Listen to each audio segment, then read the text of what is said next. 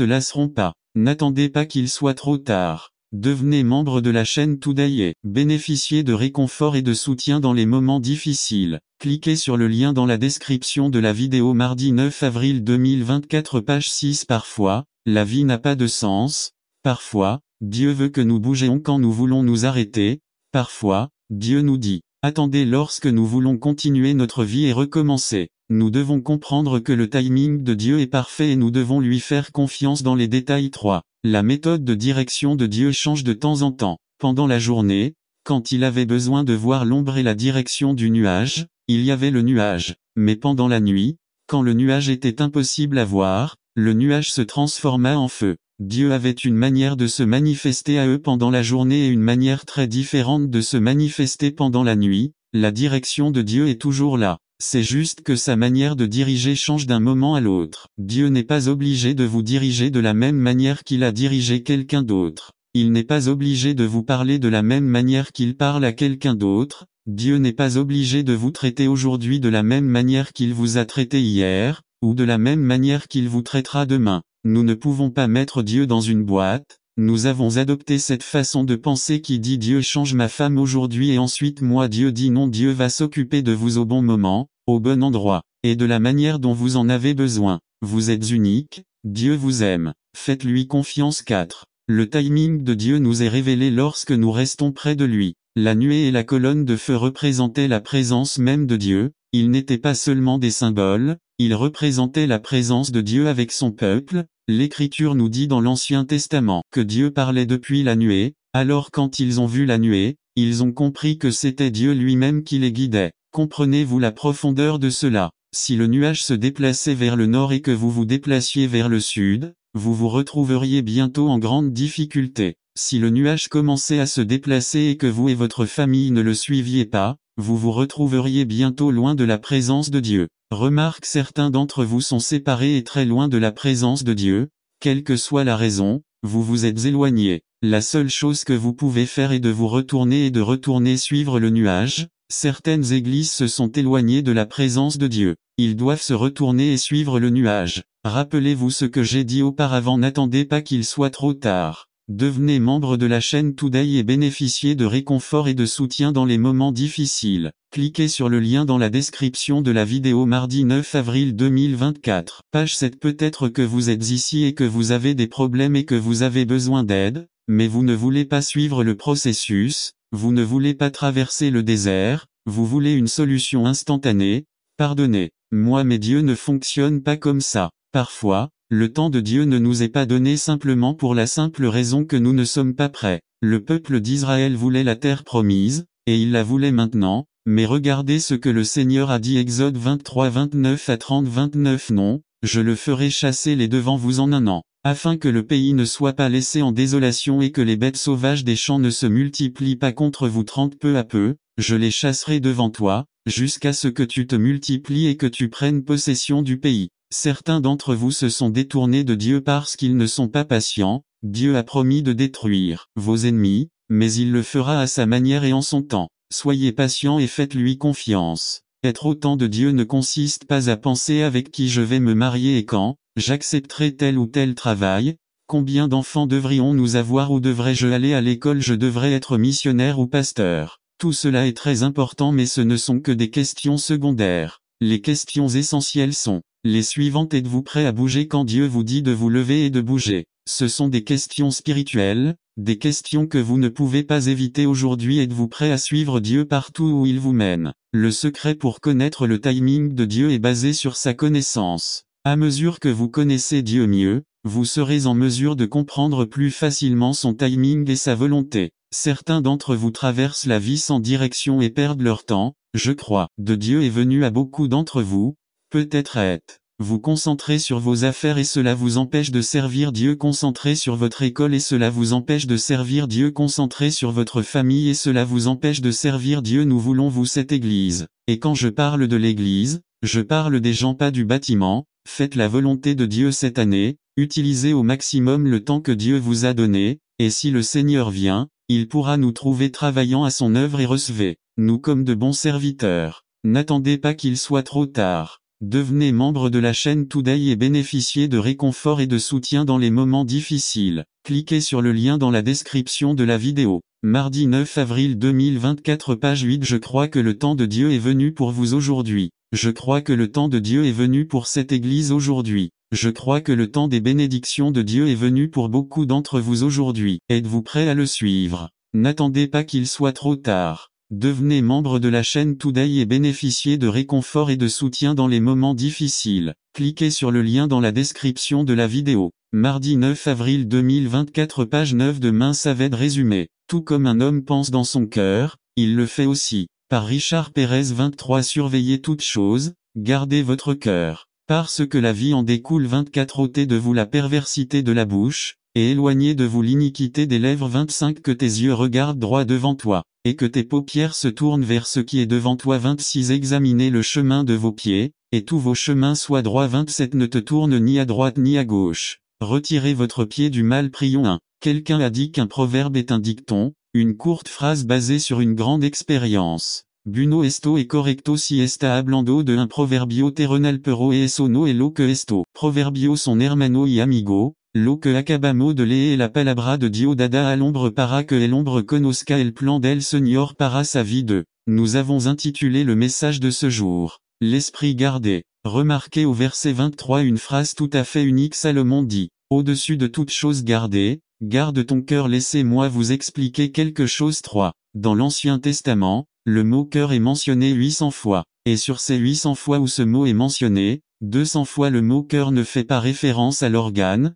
mais fait référence à l'esprit de l'homme. Et en réalité, ce que Salomon dit ici, c'est que tel est l'esprit de l'homme. En d'autres termes, tel qu'un homme pense dans son cœur, il est ainsi 4. Par conséquent, lorsque nous parlons du cœur, nous parlons de la pensée, nous parlons de l'esprit de la personne et nous pouvons dire que tout cela se réfère à l'esprit. Gardez votre esprit en toute diligence car de là viennent, de là découlent toutes les choses de la vie. Salomon dit à son fils, mon fils, garde ton esprit car de là découle la vie. N'attendez pas qu'il soit trop tard. Devenez membre de la chaîne Today et bénéficiez de réconfort et de soutien dans les moments difficiles. Cliquez sur le lien dans la description de la vidéo. Mardi 9 avril 2024 page 1-6. Écoutez bien, si vous voulez changer une personne, n'importe quelle personne, vous allez devoir d'abord changer la façon dont cette personne pense. Ce jour-là, nous examinerons ce sujet que nous avons intitulé l'esprit gardé selon 3 principes très simples. 1.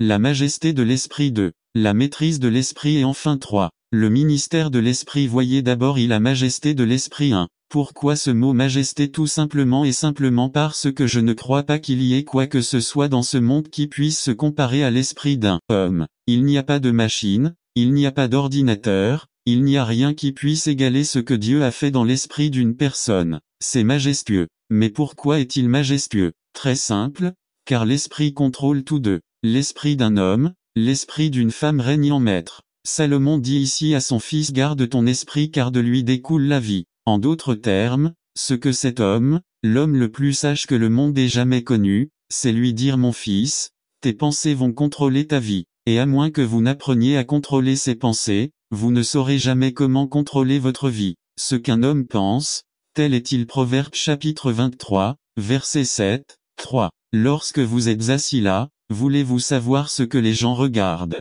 La somme totale de toutes vos pensées. Nos pensées contrôleront l'attitude que nous développerons dans nos vies. Et notre attitude nous amènera à poser certaines actions dans notre vie. Nous agissons avec amour quand nos pensées nous donnent de l'amour. Nous agissons avec haine lorsque nos pensées nous donnent de la haine et nous agissons avec volonté lorsque nos pensées nous donnent de la volonté. Tout cela vient d'un seul endroit, de l'esprit, du cœur d'une personne. 4. On pourrait dire que la pensée est le père de l'œuvre, qu'il soit bon ou mauvais. 5. Quelqu'un a dit un jour quelque chose de très intéressant. Vous semez une pensée et vous récoltez un acte. Vous semez un travail et vous récoltez une habitude. Vous semez une habitude et vous récoltez un caractère. On sème un caractère et on récolte un destin. Mesdames et messieurs, tout est lié à une seule chose, à quoi nous pensons. Dans quoi n'attendez pas qu'il soit trop tard. Devenez membre de la chaîne Today et bénéficiez de réconfort et de soutien dans les moments difficiles. Cliquez sur le lien dans la description de la vidéo. Mardi 9 avril 2024 page 2. Nous faisons avec notre esprit. La Bible le dit parfaitement. Les attitudes de vie viennent du cœur. 6. Laissez-moi vous dire quelque chose, les attitudes peuvent être mauvaises ou bonnes. Mais Dieu a tout détruit autrefois à cause de l'attitude. Dans Genèse, chapitre 6, verset 5, nous voyons qu'une civilisation entière a été détruite par Dieu parce qu'elle avait un seul problème. La Bible dit que tous les désirs du cœur de l'homme étaient continuellement mauvais. L'homme en était venu à pourrir son esprit de telle manière Dieu n'avait pas d'autre choix que d'anéantir toute l'humanité par un déluge. Frères et amis, l'esprit est puissant 7. Mais l'inverse est également vrai. Quand Dieu veut changer cette civilisation, Dieu le fait aussi à travers l'esprit de l'individu. En d'autres termes, quand Dieu va vous changer, quand Dieu va me changer, quand Dieu change quelqu'un, il le change à travers son esprit. L'apôtre Paul dit dans Romains 12:2, « Ne vous conformez pas à ce monde, mais soyez transformés par le renouvellement de votre intelligence. » Frères et amis, quand Dieu nous change, il nous transforme, et ce qu'il change, il change. Ce qu'il transforme, c'est notre esprit. Dieu nous donne une nouvelle pensée. Parce que vous et moi ne sommes rien de plus que la somme totale de ce que vous et moi pensons. Ce qui quitte notre esprit et ce qui entre dans notre esprit, c'est essentiellement la personne qui est assise sur cette chaise et la personne qui se tient derrière cette chaire 8. Pourquoi? Parce que lorsque nous changeons notre façon de penser, nous changeons notre attitude. Et quand nous changeons d'attitude, nous changeons nos actions. Et lorsque nous changeons nos actions, nous changeons les objectifs de notre vie. C'est exactement pourquoi Salomon dit à son fils, « Mon fils, garde ton cœur avec diligence, parce que de ce cœur, de cet esprit, toutes les questions de la vie découlent de là. L'esprit règne, l'esprit contrôle, l'esprit façonne et l'esprit motive tous les domaines de nos vies. C'est là, mesdames et messieurs, la majesté de la vie de la pensée. Mais maintenant je veux que vous voyiez avec moi un deuxième aspect. Regardez avec moi maintenant. 2. Maîtrise de l'esprit. N'attendez pas qu'il soit trop tard. Devenez membre de la chaîne Today et bénéficiez de réconfort et de soutien dans les moments difficiles. Cliquez sur le lien dans la description de la vidéo. Mardi 9 avril 2024, page 3. Frères et amis, si l'esprit est si majestueux, comment puis-je en avoir la maîtrise? Comment puis-je le contrôler? En d'autres termes, si la pensée est si importante, je ferai mieux de la protéger, car si je ne la contrôle pas, c'est l'esprit qui me contrôlera. Comment puis-je contrôler, maîtriser cet esprit majestueux que Dieu nous a donné? Nous devons penser des pensées pures. Autrement dit, si je veux une action pure, j'ai d'abord besoin d'une pensée pure. Je crois que la question suivante est une question que nous devrions tous nous poser. Frères et amis, quelles sont les choses que nous laissons entrer dans notre esprit? C'est quelque chose d'extrêmement grave. Frères et amis, il est temps pour nous d'enlever notre masque et d'être honnêtes avec Dieu avant qu'il ne soit trop tard. Proverbe 6:27. Un homme peut-il prendre du feu dans son sein sans que ses vêtements brûlent? Un homme peut-il marcher sur des charbons ardents sans se brûler les pieds? Quelle chose regardons-nous? Quelle chose écoutons-nous? Si nous regardons ou écoutons quelque chose que nous ne devrions pas, nous devons nous arrêter aujourd'hui. Pourquoi? Parce que tôt ou tard, nous allons brûler. Je veux que tu saches une chose. Le diable va faire tout son possible pour que nous remplissions notre esprit des ordures. Pourquoi? Parce que le diable le sait, s'il peut changer notre façon de penser, il change notre attitude. Et s'il change notre attitude, il change nos actions. Et s'il change nos actions, il change nos objectifs. Et si le diable change nos objectifs, il détruisera notre destin. Et nos vies vont être un échec total. Et tout cela a à voir avec ce que nous avons ici dans nos pensées. 3. Vous dites, Pasteur, comment puis-je empêcher mon esprit de penser au mal? Il y a le prodige que Dieu fait dans ce cerveau. Il est impossible de penser au mal si l'on pense déjà au bien. L'esprit ne peut pas penser à deux choses en même temps. 4. Cela signifie ceci: si nous avons la parole de Dieu dans nos cœurs et que nous saturons nos esprits, nos pensées avec ce livre de Dieu, le mal n'entrera pas dans nos vies. Nous devons nous réveiller et nous coucher avec la Bible dans les mains. Et si vous dites c'est ennuyeux, je veux que vous sachiez quelque chose. Si c'est l'attitude que vous avez, vous devez être sauvé parce qu'une personne qui s'est lavée dans le sang de Jésus-Christ et a eu une véritable rencontre avec Dieu,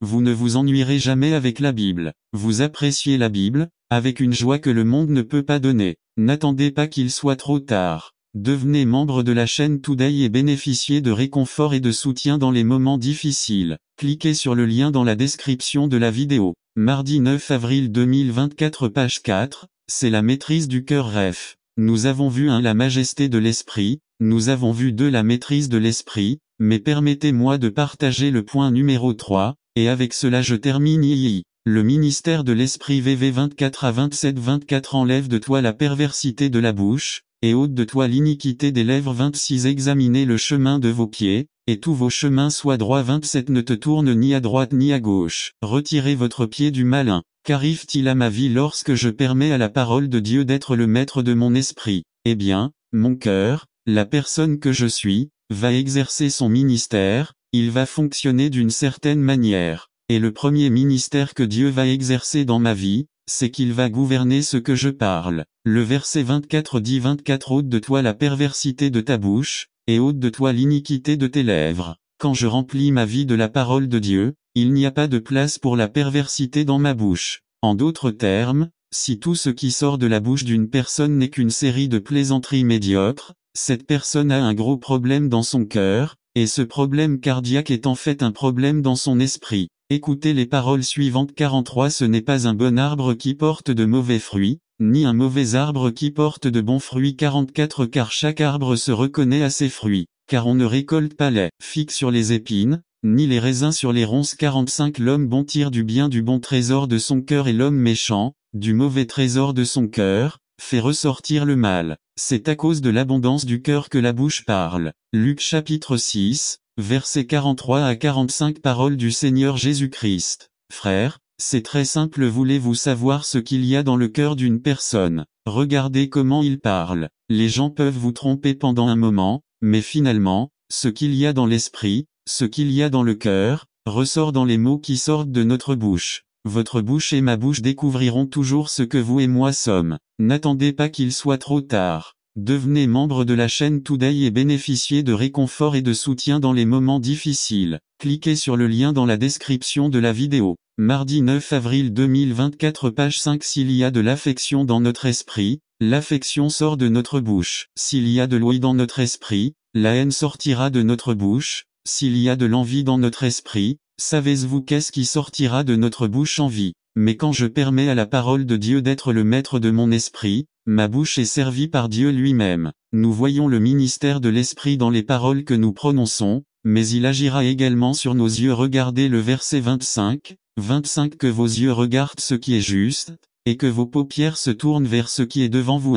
Frères et amis, qu'est-ce qui détermine ce que nous allons regarder? Une seule chose, notre esprit. Votre esprit, mon esprit affecte ce que je vais regarder de. Nous devons faire ce que nous lisons dans le livre de Job. Nous devons conclure une alliance avec nos yeux. Nous voici dans cette église et nous semblons très saints, nous semblons très pieux. Il y a des gens ici chez qui personne ne peut rien dire de mal de vous. Je vous donne le conseil suivant du plus profond de mon cœur. Faites un pacte avec votre les yeux. Et tout commence où? Salomon l'a dit aujourd'hui, tout commence dans notre esprit. Si mes pensées sont bonnes, je pourrai les maîtriser et leur dire regardez le bien. 25 Que tes yeux regardent droit devant toi, et que tes paupières se tournent vers ce qui est devant toi. Conclusion. La question que nous devons nous poser est la suivante: est-ce que je protège? Est-ce que je garde mon esprit? Ne pensez à personne d'autre, pensez à vous. Dieu, que ta parole prenne racine dans nos esprits afin que mon esprit soit ton esprit. Priez. N'attendez pas qu'il soit trop tard. Devenez membre de la chaîne Today et bénéficiez de réconfort et de soutien dans les moments difficiles.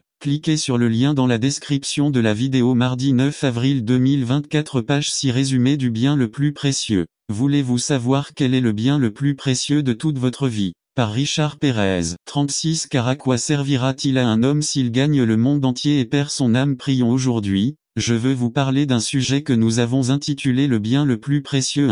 Presque tous ceux d'entre nous qui vivent ici et sont venus aux États-Unis ont été influencés par la finance. Nous avons été influencés par ce qu'on appelle les valeurs, et que nous le voulions ou non, il y a dans nos vies une profonde résonance de ce que signifie une valeur de. Et il est vrai que nos esprits, que nos vies orientent leurs valeurs vers des endroits différents, mais aujourd'hui, je veux que pendant quelques minutes, pendant quelques instants, qu'en lisant cette partie de la Bible, que nous peuvent tout comprendre ce qu'est la possession. Quelle est la valeur la plus précieuse qu'un homme et une femme ont selon la Bible, selon l'Écriture 3. Aujourd'hui, je veux parler de ce que Dieu dit et proclame encore et encore: c'est le bien le plus précieux que nous ayons dans notre vie. Frères et amis, veux-tu savoir quel est le bien le plus précieux de toute ta vie? Voulez-vous savoir quel est le bien le plus précieux que j'ai dans ma vie? Eh bien, selon Dieu et sa parole, Il n'y a rien dans cet univers qui ait plus de valeur que l'âme d'une personne. 4. Mesdames et messieurs, l'âme de l'homme a une valeur infinie. L'âme de l'homme vaut plus que toutes les banques de ce monde, elle vaut plus que tous les dollars que nous pourrions accumuler au cours d'une vie. 5. Et la question qui nous vient à l'esprit est la suivante. Pourquoi l'âme vaut-elle autant? Pourquoi l'âme a-t-elle tant de valeur? Eh bien, je veux que vous réfléchissiez avec moi en ce jour. 3 aspects de la raison pour laquelle le Seigneur Jésus-Christ a donné tant de valeur à l'âme. Et le premier aspect que je veux que vous voyez est l'âme a de la valeur en raison de sa valeur. Nature 1. Frères et sœurs amis, la Bible nous dit clairement que l'âme de l'homme a été créée pour exister éternellement. Dieu a mis en nous une âme avec une nature éternelle. Dans le livre de la Genèse, le premier livre de la Bible dit que Dieu a créé l'homme de la poussière du sol. N'attendez pas qu'il soit trop tard. Devenez membre de la chaîne Today et bénéficiez de réconfort et de soutien dans les moments difficiles. Cliquez sur le lien dans la description de la vidéo. Mardi 9 avril 2024 page 1 et Genèse chapitre 2 verset 7 dit que Dieu a donné à l'homme ce qu'on appelle le souffle de vie 2. Et qu'est-ce que le souffle de vie? Le souffle de vie, c'est Dieu déposant sa nature même dans cet homme au moment de la création. Par conséquent, cette âme qui est vous, qui vit à l'intérieur de votre corps, est le vrai vous. Et je veux que vous sachiez ce qui suit. Le vrai vous ne meurt jamais mais il vivra éternellement, parce que Dieu vit éternellement. 3. Dieu ne meurt jamais, et Dieu a mis le souffle de vie dans l'homme. J'ai créé un homme, j'ai créé une femme qui vit éternellement. Frères et amis, s'il vous plaît, comprenez ceci: votre âme, mon âme est éternelle. Le corps est détruit, le corps finit par disparaître, il meurt, mais l'âme vit pour toujours. 4. Et il y a quelque chose d'intéressant là-dedans. Il est de la plus haute importance que vous compreniez que l'âme de l'homme va dans un endroit ou dans un autre. L'âme de l'homme peut soit aller au paradis, soit aller en enfer. Et vous dites, eh bien, pasteur, croyez-vous vraiment au paradis et à l'enfer? Oui, et j'y crois de tout mon être. Et pourquoi est-ce que je le crois? Parce que la Bible le dit. La Bible parle sans cesse du paradis et de l'enfer. 5. Jésus-Christ a prêché plus sur l'enfer que n'importe quel autre prédicateur de la Bible. Il y a plus de 70 passages dans les Écritures qui représentent le Christ parlant, prêchant et enseignant sur l'enfer. 6. Et vous devez comprendre ce qui suit. Dieu nous a créés et a fait de nous des êtres vivants avec le souffle de vie, et ce souffle de vie est l'âme qui vivra pour l'éternité. Donc l'âme a de la valeur.